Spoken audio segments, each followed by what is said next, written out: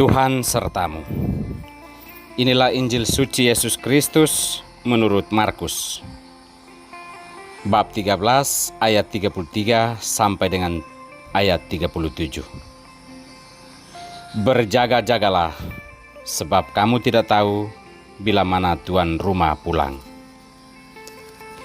Sekali peristiwa Yesus bersabda kepada murid-muridnya, "Hati-hatilah dan berjaga-jagalah, sebab kamu tidak tahu bila mana waktunya tiba." Ibaratnya seperti seseorang bepergian yang meninggalkan rumahnya dan menyerahkan tanggung jawab kepada hamba-hambanya masing-masing sesuai dengan tugasnya, dan memerintahkan supaya penunggu pintu berjaga-jaga. Oleh karena itu berjaga-jagalah, sebab kamu tidak tahu bila mana tuan rumah itu pulang, menjelang malam atau tengah malam, atau larut malam, atau pagi-pagi buta. Hal ini kukatakan supaya kalau ia tiba-tiba datang, jangan sampai didapatinya kamu sedang tidur. Apa yang kukatakan kepada kamu, kukatakan kepada semua orang, berjaga-jagalah. Demikianlah Injil Tuhan.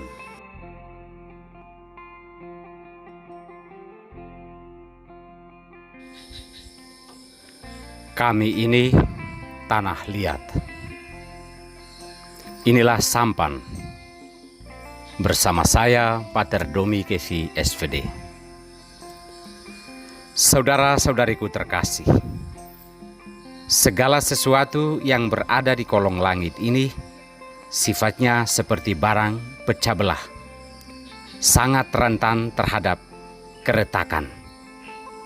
Entah itu kaca, keramik, apalagi yang terbuat dari tanah liat, sangat membutuhkan pemeliharaan dan perawatan, karena itu adalah barang-barang pecah belah. Kapan saja bisa akan retak dan pecah berantakan. Apa yang mau dikatakan adalah kesementaraan dan kerapuhan. Menjaga, memelihara dan merawat adalah jalan satu-satunya menuju kepada keselamatan. Saudara-saudariku terkasih, masa Adventus yang kita rayakan pada hari ini bukan hanya berarti kita memulai suatu masa liturgi yang baru, tetapi masa ini menandakan suatu awal untuk menjaga dan memelihara kehidupan kita. Kesadaran bahwa kita ini hanyalah tanah liat bisa menjadi awal yang baik agar sikap berjaga-jaga itu selalu menjadi perhatian kita, sehingga kita akan selamat sampai hari penyelamatan itu tiba. Sabda Tuhan yang kita dengarkan dan renungkan pada hari ini mengajak kita untuk selalu berjaga-jaga, karena kita ini adalah manusia yang diciptakan dari tanah liat, yang rentan terhadap kerapuhan dan keretakan. Kita rentan terhadap keretakan dan kejatuhan, maka Tuhan melalui sabdanya mengingatkan kita untuk menjaga dan memelihara hidup kita sepanjang waktu.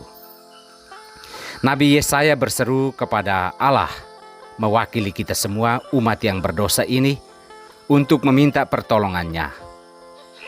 Hidup kita memang telah jauh dari Tuhan, dan boleh dikatakan hidup kita pun telah hancur berantakan oleh berbagai perbuatan dan kata-kata melawan jalan Tuhan.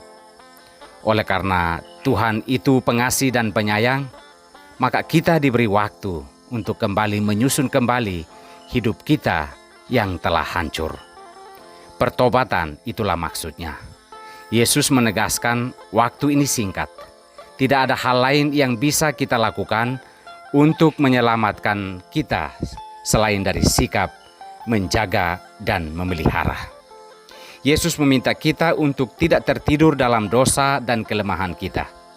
Ia meminta kita untuk segera bangun dan membawa pecahan-pecahan hidup kita ke hadapan Tuhan melalui tindakan pertobatan agar kita memperoleh keselamatan. Saudara-saudariku terkasih, Paulus dalam suratnya kepada jemaat di Korintus meminta kita untuk menjadikan Yesus sebagai kasih karunia Allah, karena dialah bukti cinta kasih Allah yang kekal. Berjaga dan memelihara diri kita di dalam Yesus adalah suatu keharusan, karena inilah panggilan Allah agar kita bersekutu dengan Yesus, jalan kehidupan dan kebenaran kita.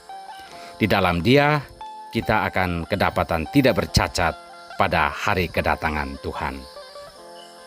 Tuhan memberkati kita semua.